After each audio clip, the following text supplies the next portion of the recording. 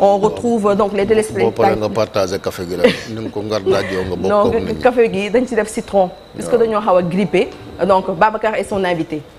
traiter le Sangomar par contre dafa am ay réglages process yoo xam ne plus ngay am ay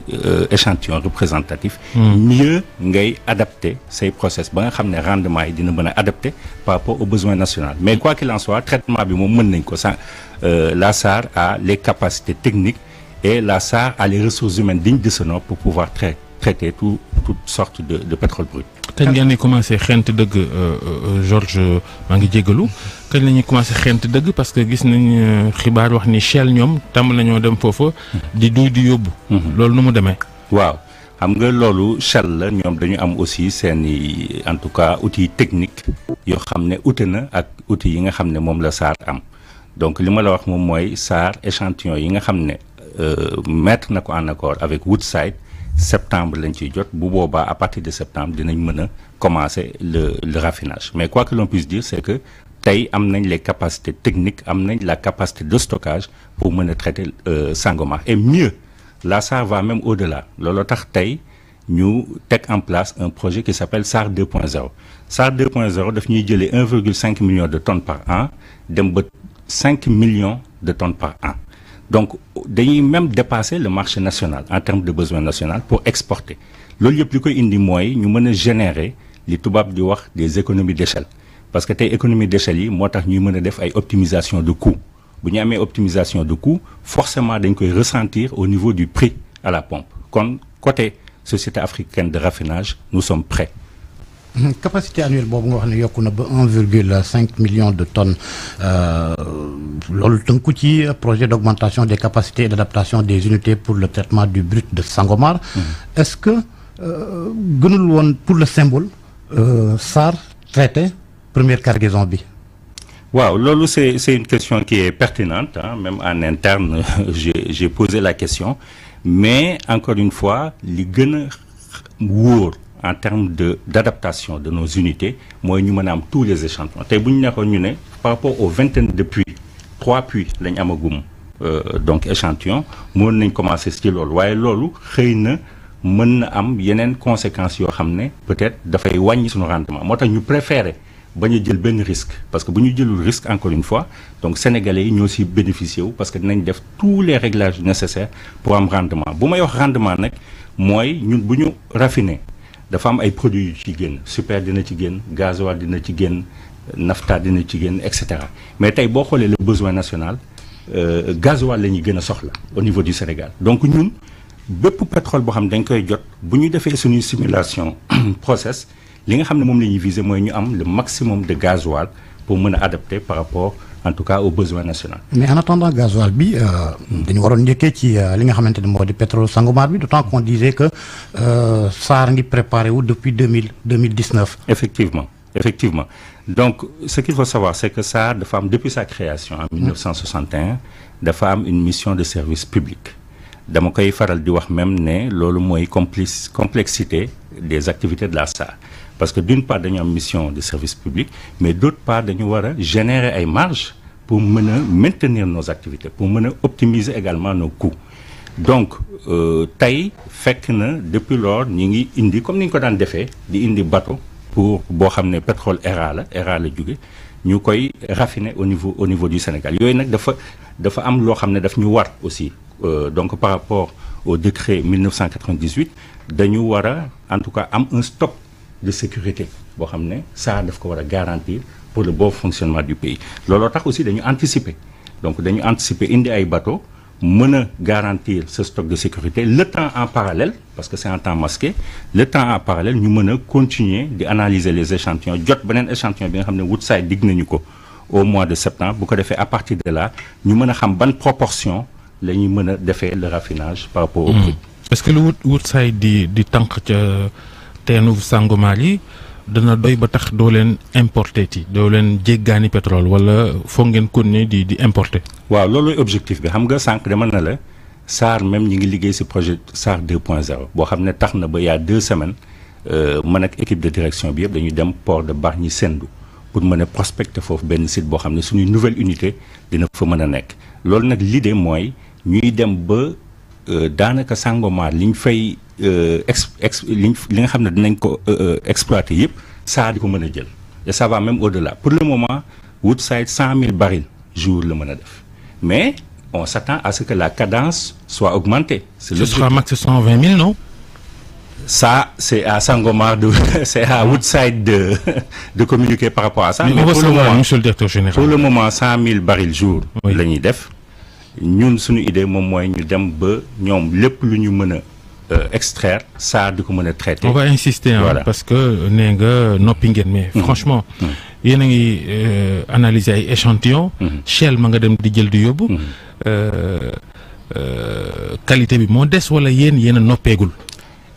Comme je l'ai dit, je pense que damay répéter. Hein. Oui, parce donc, que voilà, je pense qu'on insiste. Voilà, donc je ne comprends pas trop. Voilà, que Shell di jël di yóbbu moom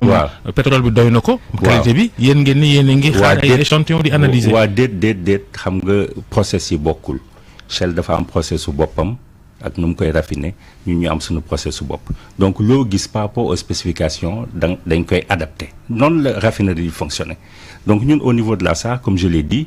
mënuñu gun basé wu ci 2-3 échantillons sur une vingtaine de puits loolu en commun accord ak Woodside donc beneen bi mi ngi ñëw au mois de septembre lay ñëw mais li nga xam ne moom lañ mën a rassurer mooy ak nu mu mënti demee ñun mën nañ ko traiter proportions yi rek la ñuy adapté par rapport à nos process mais quant au traitement du pétrole brut de Sangomar donc la SAR est capable de raffiner le pétrole brut de Sangomar. ak yeneen puits yi nga xam ne ñu ngi leen di xaar yëpp est-ce que capacité SAR on sait que raffinerie bu bees la. est-ce que SAR dana mën a am capacité traité loolee yëpp. non SAR du raffinerie bu bees ah. non parce que. dañ ko tëggaat. effectivement donc dañu augmenter capacité yi donc adapté ko et effectivement c'était dans la perspective de Sangomar comme je l'ai dit donc côté boobu nañ ko mën a traité ñun kay fi mu nekk nii li nga xam ne moom mooy suñu deuxième phase moom lañu ut moom mooy augmenter le traitement parce que comme je l'ai dit dafa am loo xam ne moom moo ñu tënk muy ñu jéem a fexe ba baisser la charge de l'État parce que xam nañ ne État par rapport au prix daf koy fixer ba même di compenser pour que vraiment le Sénégalais lambda bañ ko ressentir donc ça nag dafa bëgg accompagner l'État par rapport à cela bu ñu augmenter capacité yi optimiser les coûts parce que bu njëkk dañ daan jëndee pétrole bi Nigéria kon suba bu fekkente ne dañuy jël pétrole bi au niveau de Sangomar kon tout ce qui est coût de transport tout ce qui est coût de logistique les frais li ñuy wax surestérise parce que parfois bateau bi mën na ñëw plancher keroog président mi ngi koy expliquer bu boobaa ça nous génère des coûts et cetera donc tey ak perspective bu Sangomar SAR loolu la def vraiment son focus mooy vraiment jéem a optimiser ces coûts là ba nga xam ne sénégalais lambda bi dañ ko mën a ressentir. léegi yaa ngi naan compensation tey ji bu pétrole bi gën a bëri ngeen di gën a raffiné lan lay soulager. voilà ci état bi lay soulager ci li mu doon subventionné wala ñiy jënd ci station essence yi lay amal njariñ fan la wàññeeku ci état bi lay doon wala ci nit ñi jënd. waaw xam nga am na loo xam ne nag man dama koy bàyyeeg les autorités compétentes pour ñu mën a communiquer en la matière donc tout ce qui est réduction de prix. man du sama rôle en tant que directeur général de la SAR mais man sama rôle mooy mu mën a travailler avec mes équipes inculquer li ñuy wax culture de l'amélioration continue ba ma jëlee fonction matagul 2 mois bi may def sama discours ci loolu laa insister culture amélioration continue mooy pratique yi nga xam ne moom lañ yàgg di def nañu toog ñu xalaataat xool est-ce que c'est les bonnes pratiques est-ce que c'est des pratiques qui vont dans le sens de la rationalisation des dépenses est-ce que c'est des pratiques qui vont dans le sens de l'optimisation des coûts parce que ñun bu ñu wàññee suñuy coûts de raffinage donc forcément état bi dina ko yëg forcément état bi après dina adapté wu par rapport au prix à la pompe mais quoi que l'on puisse dire en tout cas sur les prix donc je donnerai la latitude aux autorités compétentes de communiquer en la matière. mais yow ci sa wàllu bopp buñ la donte sax xam nañ ne leen ñoom mën a fixer prix nee nga lu bëri dana wàññeeku coût de transport ainsi de suite coût de raffinerie bi est-ce que yow ci sa wàllu bopp personnellement yaakaar nga ne loolu mën na am njeexital ci askan wi ci pompe beeg ci li nga xamante ne moo di. njëgu courant gi. donc am na loo xam ne il faut que ñu leeral ko parce que dafa am lu ñuy wax la structure des prix. structure des prix. donc les autorités ñoom ñoo koy fixé te dafa am décret boo xam ne moo ñu tënk muy décret 2014-1564 du 24 novembre 2014 moom moo fixé nan la ñuy tënkee prix yi prenant en compte des prix internationaux prenant en compte d'autres frais y afférents donc loolu c'est l'État mais man li ma mën a garantir mooy sama ligne parce que dinañ jël la ligne du coût de raffinage pour mën ko considérer par rapport au prix final. Man li ma mën a garantir mooy man en tant que directeur général de la SAR je me suis donné un objectif de diminuer au maximum le coût de raffinage. Donc looloo tax ma ne dañuy même aller au-delà pour augmenter suñu capacité pour arriver à 5,5 millions. ndax loolu bu ñu ko arriver dañuy réduire en fait avec l'économie d'échelle forcément. est-ce que dinañ ko yëg ci courant bi ñuy jëfandikoo ci kër yi ak ci entreprise yi. waaw loolu yëpp encore une fois bu dee wàllum courant bi am na ñoo xam ne ñoom ñoo ciy communiquer waaye man li ma mën mooy bu dee wàllu courant bi man maa leen di fournir le fuel donc man maa koy fournir Senelec donc loolu yëpp dafay dellu ci li nga xam ne moom laa waxoon mooy ñun. ñi ngi xeex pour mën a optimiser au maximum nos coûts après pour la suite par rapport au prix loolu damay bàyyi Senelec ak autorités yi ñu mën ci communiquer. raffinerie bu bees bi ñu tëggaat lan la intégré. waaw raffinerie bu bees bi dañu augmenter capacité yi mais également le process dañ ko adapté ba nga xam ne par rapport aux premiers échantillons aussi yi nga xam ne jot nañ ko am de Woodside nga xam ne dinañuy jox une idée donc mën nañ. vraiment adapté wu ba nga xam ne encore une fois dañuy am le maximum de rendement parce que mooy wax rendement mooy ñu mën a adapté li ñuy génnee ci gasoil par rapport aux besoins nationaux donc loolu augmenté nañ capacité de stockage def nañ adaptation par rapport au process donc ñaar yooyu def nañ ko mais même li ma leen di informer auditeurs yi mooy SAR même dafay diversifier ses activités dañuy dem non seulement dañuy def raffinage mais dans les années qui vont venir dañuy dem vers la pétrochimie parce que pétrochimie dafa nekk loo xam ne dérivé wu fonction raffinage la nga xam ne tey xëy na am na yoo xam ne dañ ko daan ñàkk wala daawuñu ko utiliser daawuñu ko recycler dañu bëgg a dem ba di ko recycler di def mooy lan urée mi ngi mel ni urée nga xam ne waaw nga xam ne agriculture ci mbay mi agriculteur dinañ ko soxla lu mel ni même wàllu plasturgie ay propylène nga xam ne tey bi ma discuter ak waa CNES section industrie ñoom ñëpp vraiment ils ont applaudi en disant que le besoin est là non seulement le besoin est là au niveau du Sénégal mais le besoin également est là au niveau de la sous-région te loolu ça va vraiment générer une valeur ajoutée énorme donc du coup moo tax ñi ngi xaar vraiment un retour sur investissement assez important par rapport à l'activité sur la pétrochimie. yéen a ngi sanc ay raffinerie yu bees di yeesal jamono yi ñu bëri am nañu jàpp ni da ngeen war a tuxu ndax SAR fa mu nekk waratu faa nekk ndax kër yi ko wër ak risque pétrole beeg accident yi mën a am maare day imsi loolu lu ngeen nas la wala am déet. waaw xam nga raffinerie dafa am muy fonctionner ñun te damay profiter même di remercier bu baax a baax di féliciter tout le personnel de la SAR parce que j'ai la chance de trouver sur place un personnel qualifié un personnel passionné un personnel motivé, un personnel qui met la sécurité au devant de ses priorités. Donc, ñun sécurité moom mooy suñu priorité numéro 1. Deuxièmement, li nga xam ne dinaa ko leeral mooy raffinerie bu mel ni SAR dañuy def chaque année lu ñuy wax étude de danger moom la anglais di wax hazardous operation. Étude de danger selon le scénario majorant moom moo lay indiquer ban surface de sécurité nga war a am tey surface de sécurité boobu am nañ ko. tey boo xoolee ñu naan dañuy def projet d'extension unité yu bees yi ñun dañu décider ne même duñ ko installer au niveau du site actuel parce que buñ ko installer au niveau du site actuel xëy na ak étude de danger bi ñuy def mën na impacter les riverains moo tax ñuy xool beneen site wax naa leen ko tout au début ne leen dem nañ ba situ Bargny port de Bargny Sendou pour mën fa xool beneen site boo xam ne dina abriter la nouvelle raffinerie. On annonçait même des unités dans certaines régions. waaw yooyu yëpp c'est à l'étude ce qu'il faut dire c'est que pour le moment ñi ngi dugg ci étude avant projet sommaire bi def nañ l'étude conceptuelle avec une structure de la place donc loolu yëpp c'est des options yoo xam ne dañ koy étudier voilà dañ koy étudier tout en prenant en compte encore une fois l'intérêt supérieur de la nation. Est-ce que SAR mën naa dékku lépp ci jëmmi jamono wala il faut que Sénégal am beneen raffinerie bu dul SAR. waaw Sénégal il faut que mu am beneen raffinerie loolu laa wax parce que pour le moment xam nga boo xoolee même au niveau du besoin national on est aux alentours de 3 millions de tonnes par an tey SAR suñu capacité c'est 1,5 million de tonnes plus nag yeneen produits yoo xam dañ koy importer boo ko boolee yëpp ñun dinañ répondre favorablement à 80% par rapport au besoin national looloo tax nag ñun ñu bëgg a dem au-delà de ce besoin national là même di dem ba nga xam ne dinañ exporter loolu nag moom mooy justifier la nouvelle unité de raffinage. sànq yaa ngi wax diversification des produits pétrole gaz ak yeneen est-ce que huile bokk na ci ndax huile itam c'est un autre marché.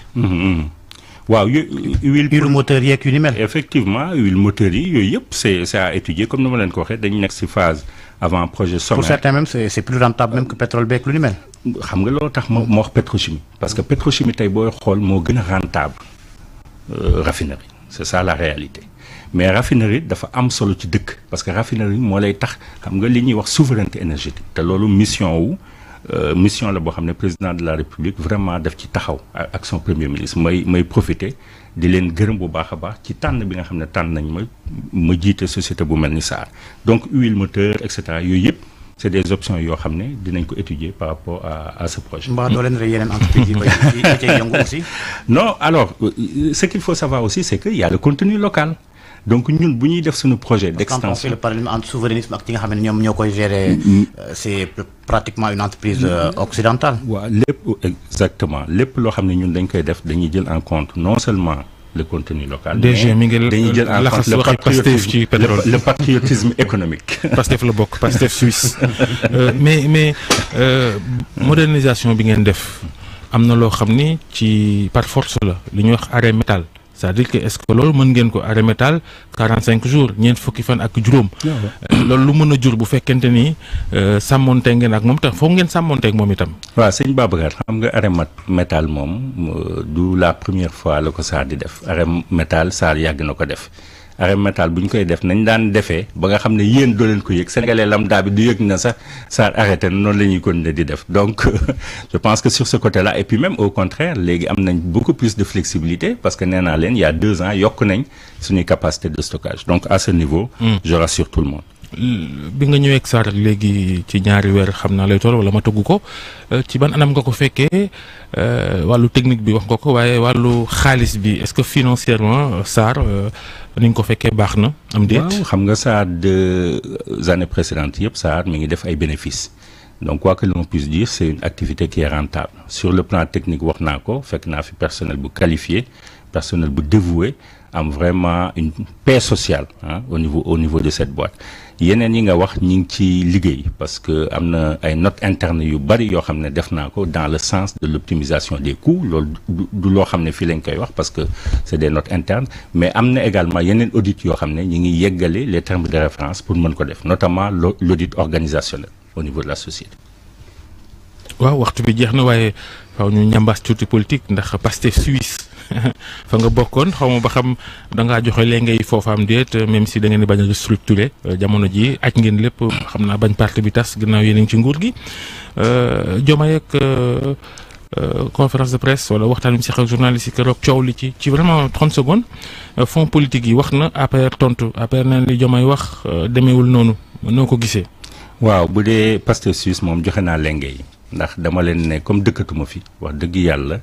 mënatuma jiite coordination bi ba tax na joxe naa ko. voilà loolu mooy première question bi. deuxième point bi mooy président de la République di rafetlu sa sortie comme ni ko Sénégalais yi rafetloo quoi que l'on puisse dire loolu tey c'est la réalité mais ma koy sant di sant son premier ministre di sant le gouvernement du Sénégal parce que boo xoolee li ñuy def ci 100 jours yokk subvention paysans yi 20 milliards fay arriéré bourse yi plus de 200 milliards suñuy recette budgétaire yokk de 3,6%. def assise au niveau de la justice te li ma lay wax nii yëpp ci 100 jours donc quoi que l'on puisse dire vraiment muy vraiment un résultat probant loo xam ne kenn mënu koo weddi. APR nag dañuy jouer seen rôle ma leen di encourager parce que constitution moo leen may la latitude de s'opposer par rapport à l'action du gouvernement donc man dama leen di encourager nañu opposer wu et puis vraiment dans un environnement républicain fraternel. parce que Sénégal ñu ñoo ko bokk. gis nañ alternance bi ni mu demee ci jàmm ak salaam donc loolu la ñuy ñaan. merci fàttali rek ne bu dee mbay mi moom ak engrais ji gars yi di wàññi fekk ci àdduna bi yëpp la wàññeeku peut-être se demander quel gloriole vraiment tiré de ça nañ am yeneen jetaay Mamadou Habib Diop. jërëjëf directeur général SAR waxtaanee loolu yëpp jërëjëf Georges jërëjëf Dieynaba. merci beaucoup Babacar Fall.